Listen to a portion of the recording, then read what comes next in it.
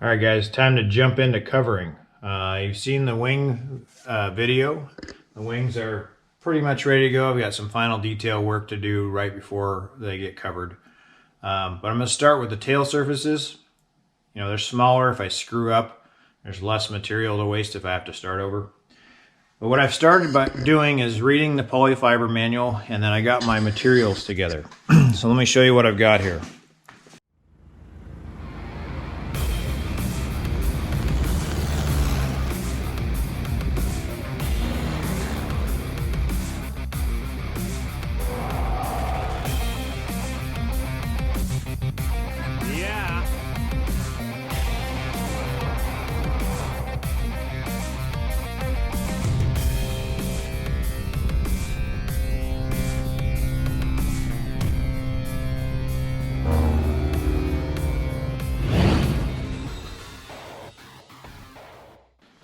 So, picked up this ski wax iron. It is a Toco. It has a dial that allows you to dial in the temperature, and it reads out on the display. Really handy there.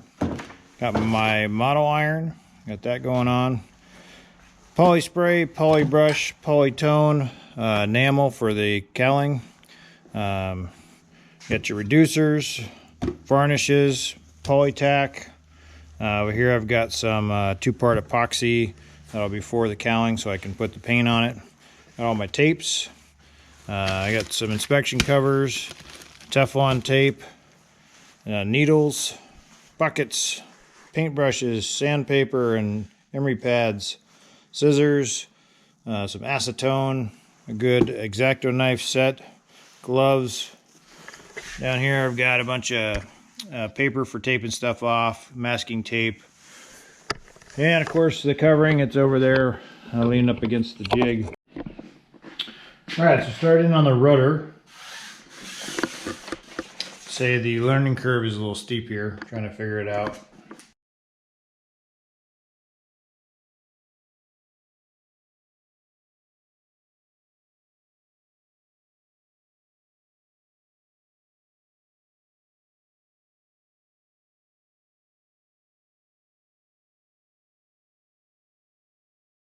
The camera's going everywhere. So, first day of covering, complete. And here's what we got.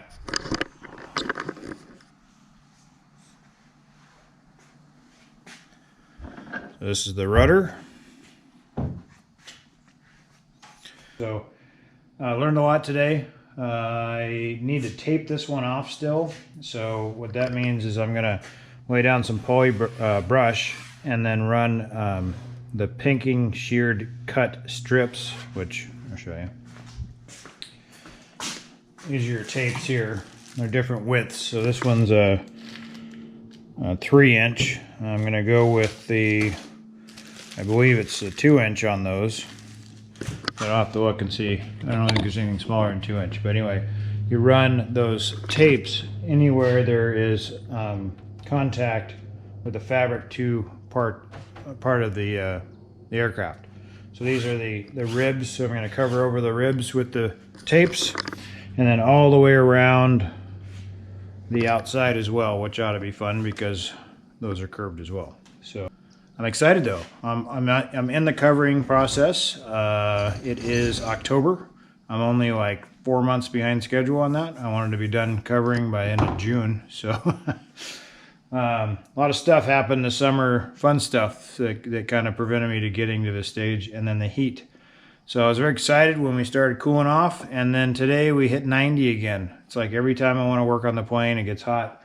It's just cooling down below 80 finally today, but it should be cooler later this week, although we're supposed to get a very big wind event, and PG&E is threatening to shut off the power, and if they do that, I've got no iron. So may have to fire up the generator and just work anyways. So anyway, day one of covering is complete. All right, good morning, back at it on the rudder.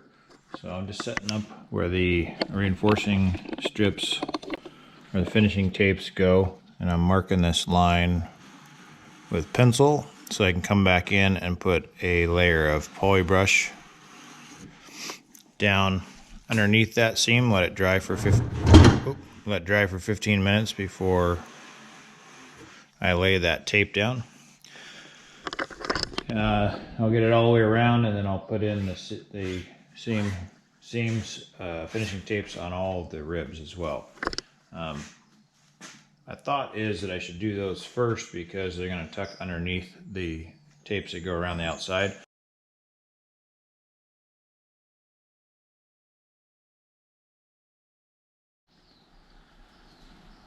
Alright, so what I'm doing now is I'm going to cut out all the tapes to run across the top of the ribs on the rudder. And this stuff's pretty powerful, so I am wearing, just so I know some of you guys were concerned about my health, appreciate that. I'm wearing a respirator that's rated for lacquered enamels. This is dried, so it's eased up a little bit, but right after the coat of the poly brush was put on here, the garage was just really pungent, like really strong. So it's nice to be able to open up the windows. I got the 2 garage doors open and get some ventilation through here. So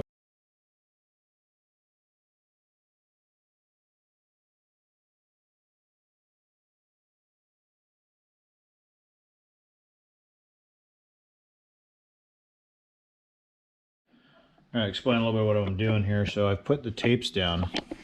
So there's 2 coats of poly brush, then the tape. I've got 1 coat on top, and now I'm going to go through and smooth it with the iron. So you'll see little spots like these little bubbles here. Go through the iron and smooth out those bubbles. Get it looking real good, and then go back over it again with another coat.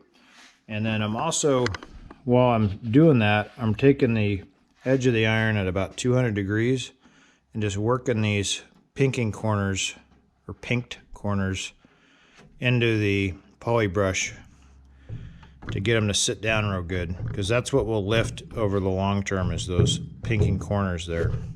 So I go back on both sides and get those to lay down into the poly brush real good so they're not sticking up.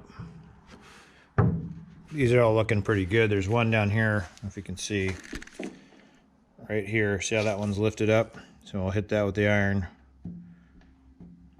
Now see how that's sticking down real nice now? You see a little sheen, that's just from, that's not quite as dry yet. And then see these bubbles? I'm gonna work that bubble out right there.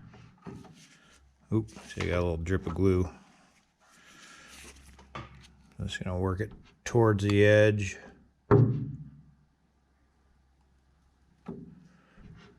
Same thing up further.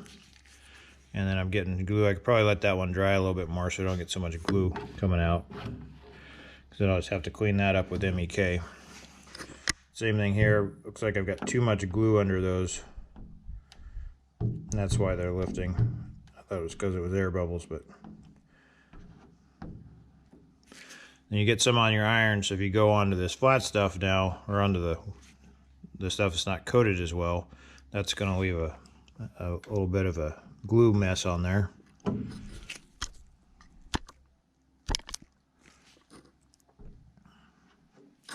So anyway, you'll see in the time lapse that I'm going to be working this for quite a while. I don't know if I'll show all that or not. When I'm getting that the way down, then I'll go over it with another coat, let it dry, and do the same thing. So day 2, and I'm just on the rudder. It's going to take a long time.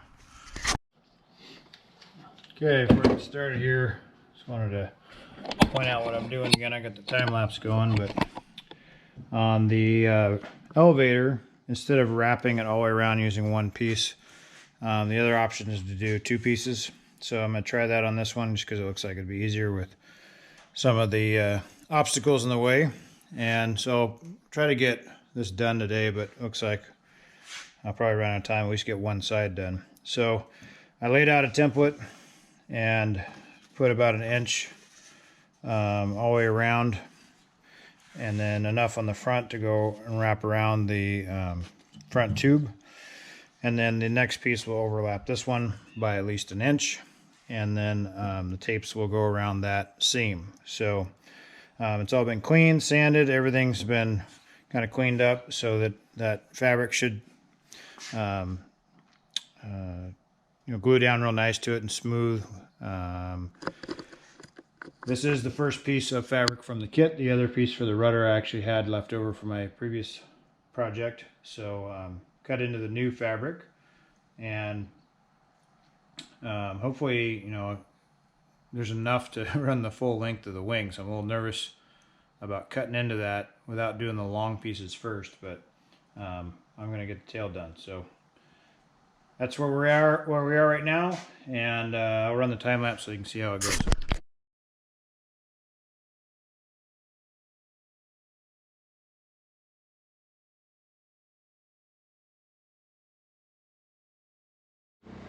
Okay, so you guys can probably hear the noise. I've got the generator running. We are in a precautionary blackout here in Northern California due to the winds. PG&E doesn't want to be responsible for fires anymore. So they shut down the power to 800,000 customers at about 3 a.m. this morning. They're going to have it off for 2 days. So luckily we invested the money in putting in a generator system last winter, and it's working great. So I've got power in the garage. Go back business as usual, except I'm going to be wearing my headphones because it's loud. I'm just going to listen to music. So if you're wondering why I've got earmuffs on while I'm working on fabric, it's not because my iron's really loud, it's because the generator's running. So there's your update. I'm going to get back to work here on the elevator.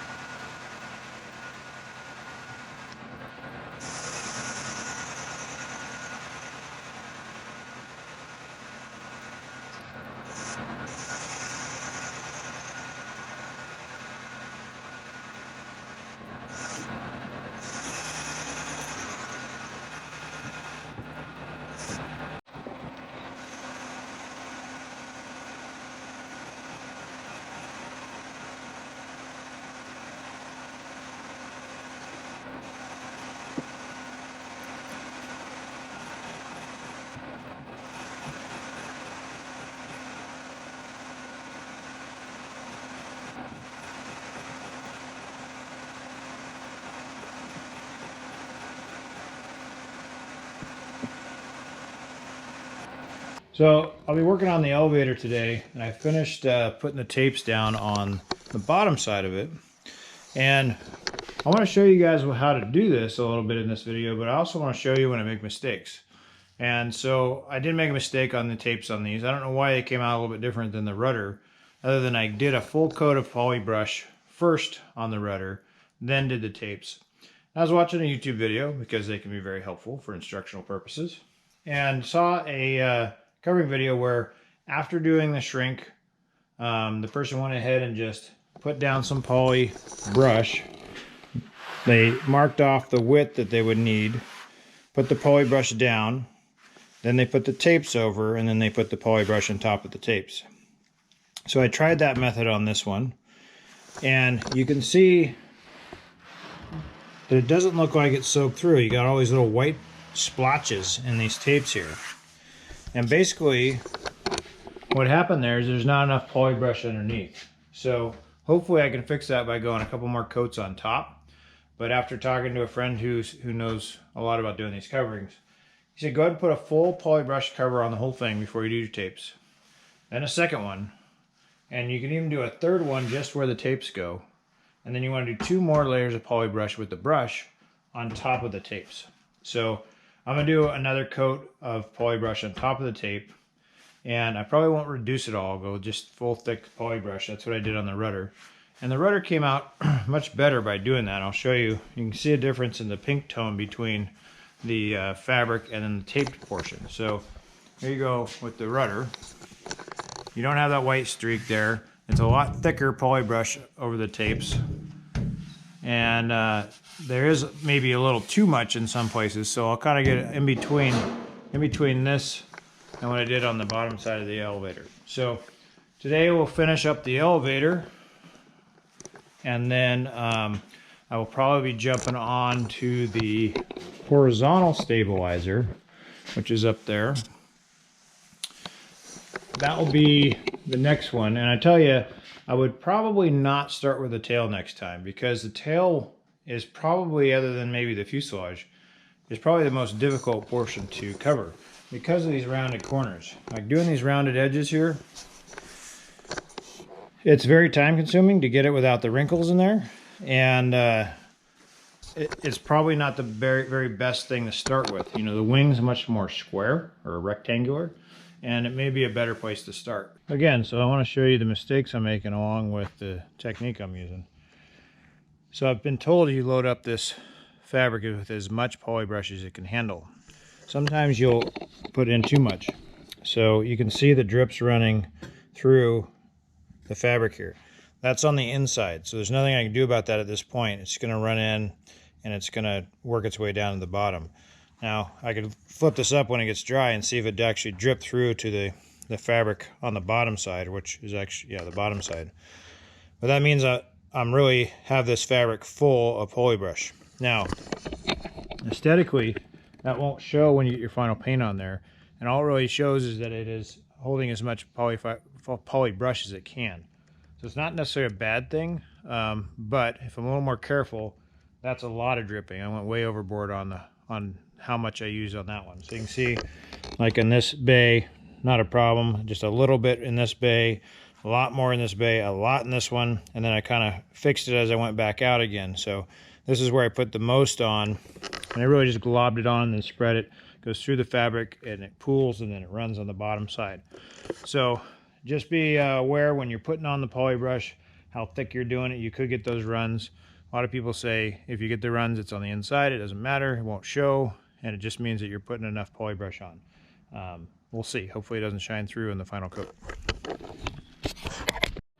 Alright guys, so I'll show you the finishing tape on one side of the elevator, on the back piece. So what I ended up doing is using the bias ply, and that's this tape that runs all the way around here. And I tried to keep it as uniform as a distance from the back edge as possible. My goal is to finish taping this elevator completely tonight before I knock off for the evening. It's 4:20. 4:20. Anyway, so got to do the 4-inch tape on the front of this one, and then the bias on the back. So I'll probably do the back of that one so I can just run all the tapes at the same time. A little bit tricky with this. It really helps to use your hobby iron while you're bending it over the edge here to help shape it as you paint it. The only problem is then your hobby iron gets really messy. See all that nasty glue on the bottom of it? It's really hard to get off when it's hot. You wait for it to cool down, then you can use some acetone or some MEK. It comes right off. Be interested to see someone who's good at this take a look at it when I'm done and critique how I did. You know, most of these planes look good from 50 feet. I want to look good from up close. So doing my best, but it is it's almost like a battle while you're doing it. You start working it and it's fighting you the whole time. Like every time you make a corner or something, you think you got it laid down, and then a little ripple pops up or a crease or something. And it's like a battle with the tape. So a battle with the fabric the whole time, and it can be frustrating, but when you're done and everything lays down and it's good on there, it also is rewarding. So I don't know, I'm gonna stay after this, get this done tonight, so I can start on the horizontal tomorrow. All right, it's put in a pretty good day today. It's about 7 o'clock. Beer should be cold by now. So here we go. Here's the elevator, all taped.